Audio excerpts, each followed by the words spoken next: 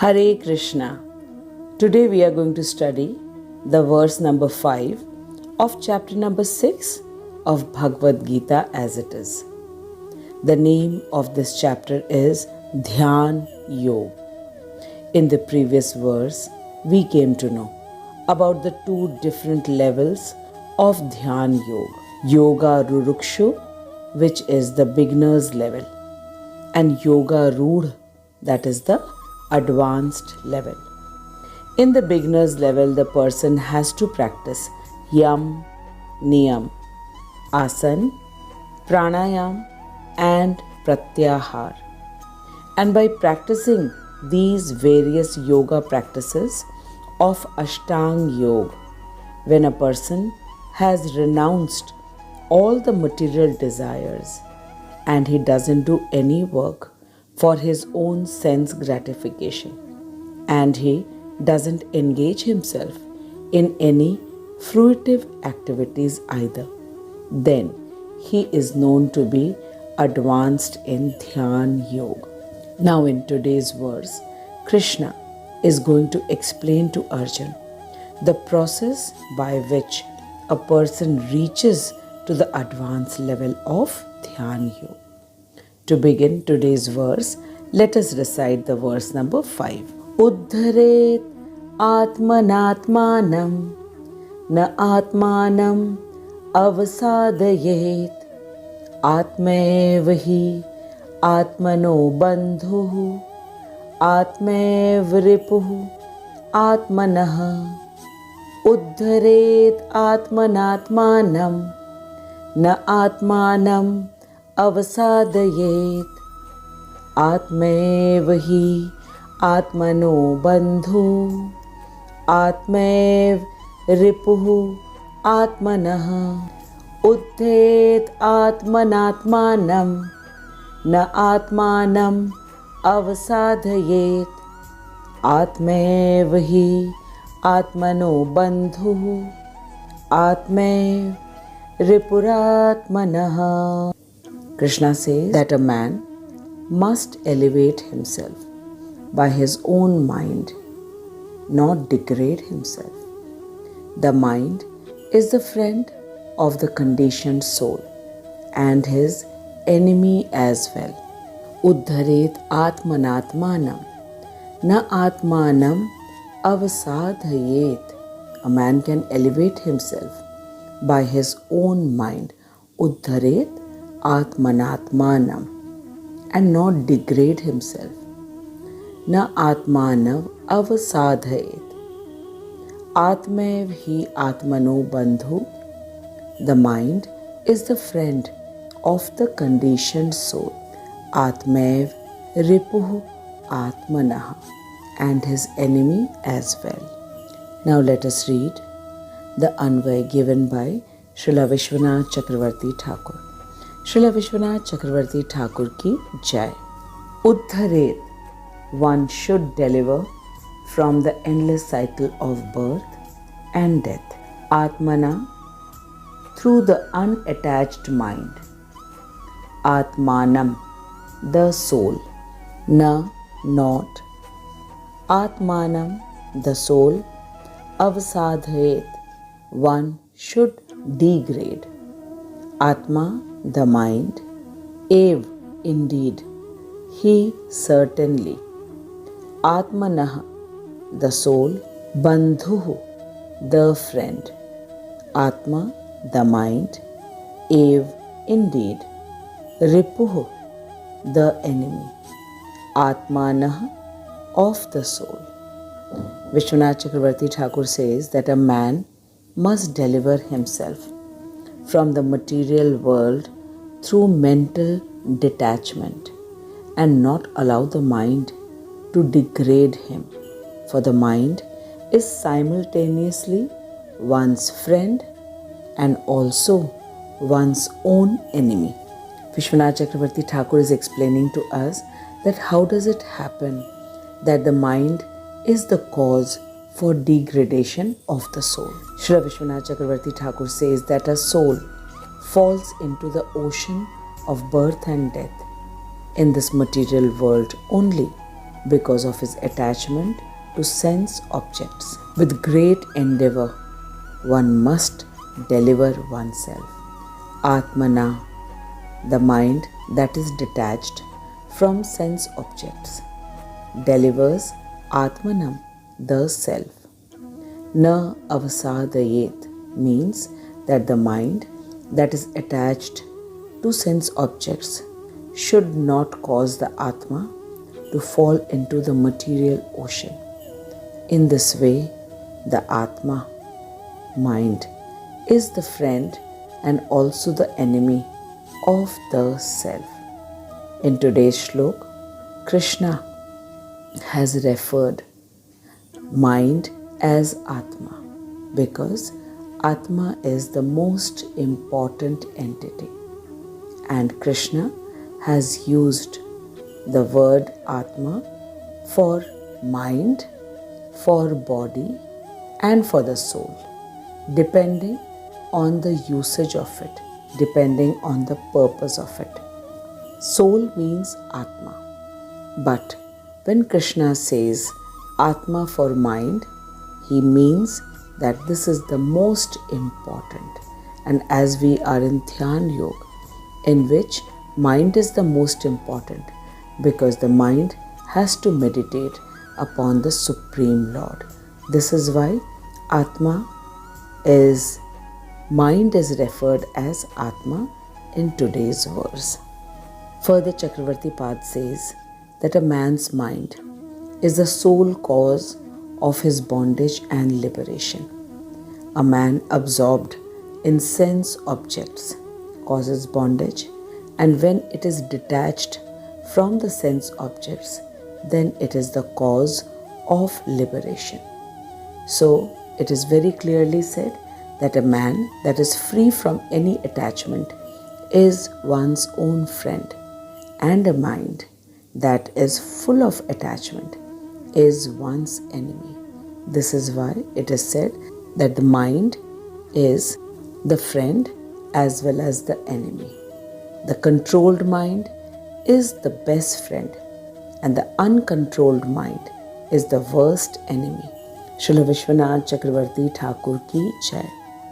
Now we are going to read the purport given by Srila Prabhupada. Jagat Guru Srila Prabhupada ki Jai. Anant Koti Vaishnavon ki Jai. Prabhupada says that the word Atma denotes body, mind and soul, depending upon the different circumstances. In Dhyan Yoga, which we are studying now, the mind and the conditioned soul are specially important. Prabhupada explains that Krishna has used the word Atma for body, mind and soul, depending on the context. Here in the 6th chapter, mind and the conditioned soul is the most important. So Krishna has referred mind as soul, just to emphasize the importance of mind. We all know that the soul is the most important factor, and without the soul, the body is called a dead body. Soul makes a body a living entity, and the absence of the soul makes the same body lifeless or dead. Prabhupada says that we are now studying the Dhyan Yoga, and for Dhyan Yoga, mind is the most important factor for meditating upon the Supreme Lord. Prabhupada says that since the mind is the central point of Dhyan Yoga, so Atma refers here to the mind. Prabhupada says that the chief purpose of the yoga system, whether it is Karma Yoga, Jnana Yoga, Dhyan Yoga or Bhakti Yoga, it is to somehow control the uncontrollable mind and to pull it away from the deep-rooted attachment to sense objects. Prabhupada says that the main reason for this deep-rooted attachment is this, that the living entity, that is the soul, has been passing through many births and deaths in different species. The soul has sometimes taken the body of a fish, of a bird, of an insect, of a four-legged animal, or a tree. While being in the body of these lower species, the consciousness was very low. It was only restricted to eating, sleeping, mating, and defending. This is the reason that the living entity gets habitual of these four things even after getting a human body, which is why it is so very important to educate and train the mind. In this verse, Krishna has stressed that the mind must be so trained that it can deliver the conditioned soul from the mire of nescience. Mire of nescience means the trap of ignorance. Prabhupada explains that people think that they are going to live and enjoy in this temporary material world forever. So they are busy collecting all kinds of things of sense gratifications. People work very hard to get good house, good food, good living style, good clothes, good entertainment. This is the sole aim of a person who is ignorant of the fact that human life is the only opportunity to get out of all kinds of sufferings like repeated births and deaths, and in between birth and death is old age and disease. We all see in our surroundings that every moment people are dying with so much of sufferings caused by the deadly diseases. Still, we seem not to be interested in making any efforts to get liberated from this temporary body and be situated in the spiritual kingdom of Krishna, where there is no birth, no death, no old age, and no disease. Srila Prabhupada says that Krishna wants us back in his spiritual kingdom. This is why he is guiding us the way to get out of this temporary place, which is filled with unending pain, sorrow, and sufferings. Prabhupada gives us the reason for this unending pain and sorrows in this material world. He says that in this material existence, one is subjected to the influence of the mind and the senses, and the pure soul is thus entangled in the material world because of the mind and ego, which desire to lord over the material nature. Therefore, it is very important and compulsory that the mind should be trained in such a way that it does not get attracted by the glitter of this material nature. And by training the mind, the conditioned soul may be saved. Now let us understand how to train this uncontrollable mind.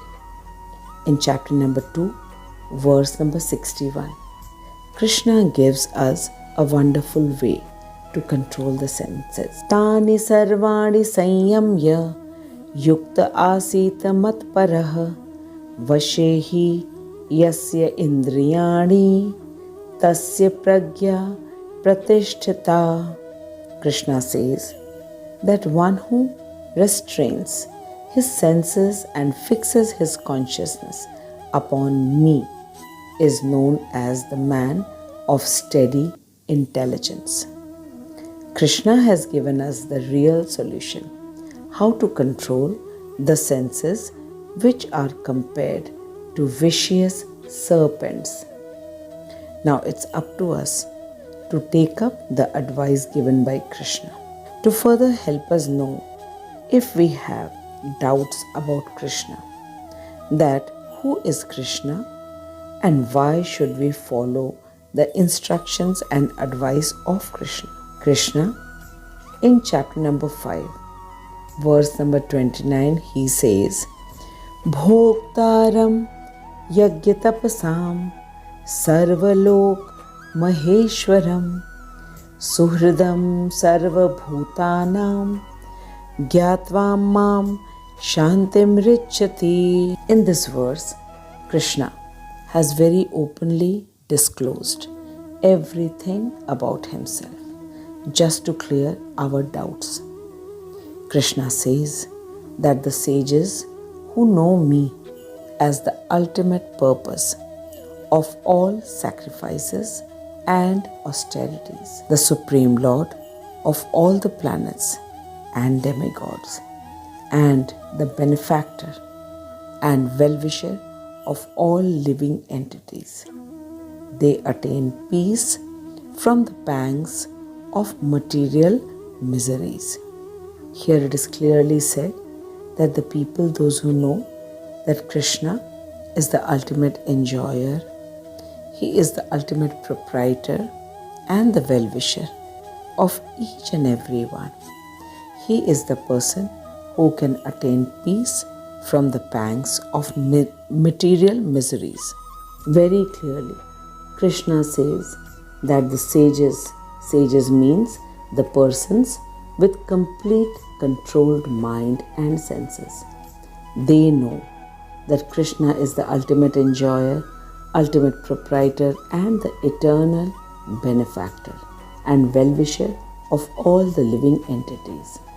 So they never wish to laud or enjoy this material world, which is actually Krishna's belonging. Thus, the sages are always in peace and liberated from all kinds of pains and sorrows, which is felt by almost everyone who wish to laud or enjoy the material world. Now, to help us that we common people also become free from the sorrows, pains and sufferings, Krishna has shown us the way of Karma Yoga, Jnana Yoga, Dhyan Yoga and Bhakti Yoga. All of these yogas are only meant to reconnect us back to Krishna, who is our eternal parent, lover, well-wisher and eternal friend. By doing Karma Yoga, the person gradually detaches himself with the results of his actions and offers the outcome of his work to Krishna. By doing Karma Yoga, the heart gets purified, which is the prerequisite for divine knowledge of the Supreme Krishna and about the material nature, which is the external energy of Krishna. And after attaining the knowledge of the temporary nature of this material world, the knowledgeable person himself gets disinterested in enjoying this material nature, where everything has a beginning and an ending, and his sole aim becomes to merge in the divine effulgence of the Supreme Lord, that is, the Brahma Jyoti. So we see that the whole purpose of Karma Yoga and Jnana Yoga is to control the mind and senses by doing Nishkam Karma or activities with no desire to enjoy the fruits. And in Jnana Yoga, the mind and senses are pulled away from the sense objects with the knowledge of temporariness of everything in this material world, which is bound to give sorrow in the beginning or in the end. But just in case some people are unable to restrain themselves merely by reading the scriptures which we are studying now, then there is one more way, and that way is Dhyan Yoga, which is the 6th chapter of Bhagwat Gita. Dhyan means to meditate upon the Supreme Lord and Mind is the most important thing because it is the mind who has to meditate. Therefore, it is extremely important to control the mind. This is why in today's verse, Krishna has said that a man must elevate himself by his own mind and not degrade himself. The mind is the best friend of the conditioned soul, but at the same time, it is the worst enemy as well. So it is certain that man should control his mind because mind has to meditate, and this can be only done in human life and in no other life. Animals, birds, insects, trees, fishes, everyone has mind, but they cannot liberate themselves from the endless cycle of birth and death, which can be only done by a man. This is the reason that in today's verse, the mind has been referred as Atma, just to let us know the importance of the role of mind in Dhyan Yoga. Prabhupada says that a man should not degrade himself by the attraction to sense objects. And the more one is attracted by the sense objects of this material world, the more one becomes entangled in the material world. Prabhupada says that if a man is only working hard and using all his mind and intelligence only to earn money, with which he wants to have good food, good life partner, good children, good clothes, good house, and various ways to protect his body, then where is the difference between him and an animal? Because animals are doing these four things: eating, sleeping, mating, defending. The only difference is this, that a man is doing these four things in a stylish manner, but the basic need of sense gratification is the same. This is what Krishna has said, that a man should not degrade himself by merely fulfilling the wants and demands of the mind. Rather, the mind should be controlled and used for the higher purpose of spiritual realization and self-realization, which makes a man liberated from the temporary material world. Srila Prabhupada says that in Amrit Bindu Upanishad, it has been said, Man ev manushyanam karanam bandha mokshayah bandhai vishaya sango mukte nirvishayam manaha. Prabhupada says that the mind is the cause of bondage and the same mind is the cause of liberation.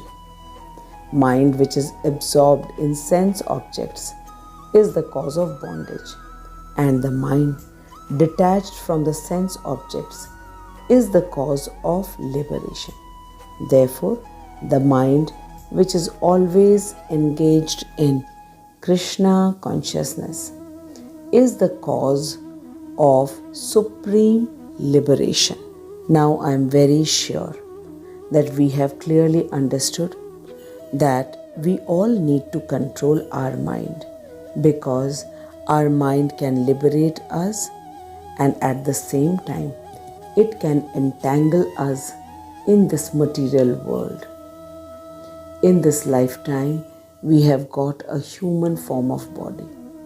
But if we only indulge our mind in all kinds of sense gratification activities, then definitely we are planning to degrade ourselves. And degrading means that in the next life, we will surely get a body of the lower species, that is, the body of a fish, bird, insect, four-legged animal or a tree, which is definitely not a very happy thing to happen to any one of us. This is why Krishna is telling us to control the mind either by Gyan or by Dhyan Yoga.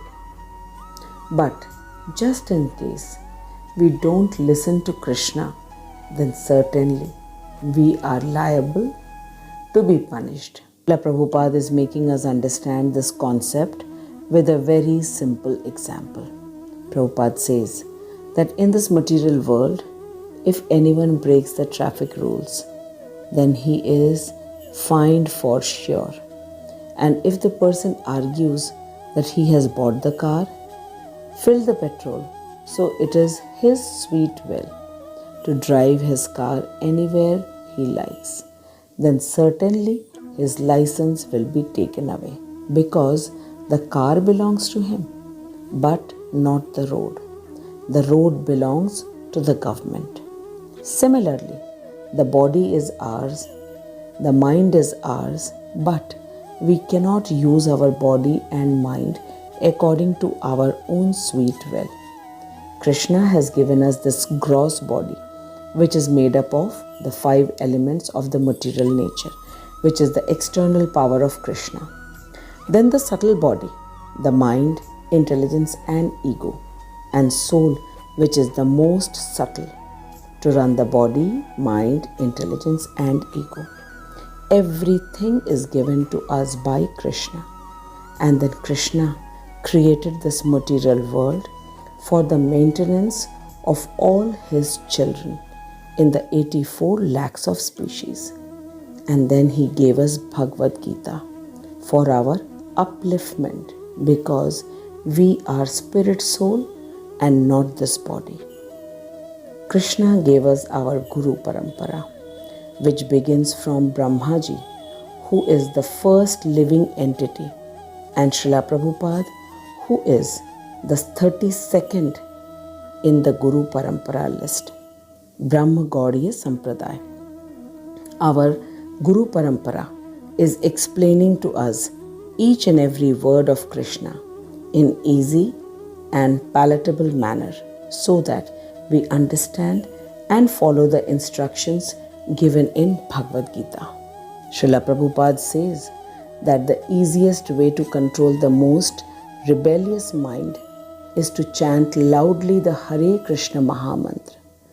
This is the sound meditation, and it is given to us by Krishna himself, who appeared in Kali Yuga just 535 years ago in the form of a devotee as Chaitanya Mahaprabhu, who is Radha and Krishna both in the mood of Srimati Radharani. So chanting is the most powerful and easiest way to control the mind. The only thing that we need to practice is to chant loudly, clearly, and listen to every word.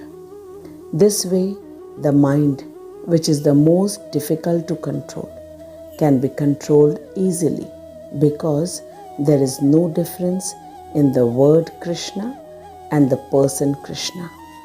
Now I'm sure that we have properly understood the importance of controlling the mind, and we have got the most easiest way to control the mind. This way, the mind, which is the most dangerous enemy, can become the most loving friend. And we all need to tame the mind because meditation is not possible without a stable mind. I thank Srila Prabhupada, Srila Vishwanath Chakravarti Thakur and my Shiksha Guru, His Grace Harimohan Das Prabhuji, for explaining to us the most secretive knowledge of Bhagavad Gita in as it is form and in simple words and by using simple examples. I thank you for giving your most valuable time to listen to the words of Krishna. Please watch the video till the end very attentively and share it with as many people as possible and chant the Hare Krishna Mahamantra. Now we shall meet next week with the next verse and know what more Krishna is advising to us to control the mind. Please write your comments, and just in case you have any questions, then please write down your questions as well. I will surely try to answer your questions by the mercy of Srila Prabhupada. Jagat Guru Srila Prabhupada ki jai. Anant Koti Vaishnavon ki jai. Hare Krishna.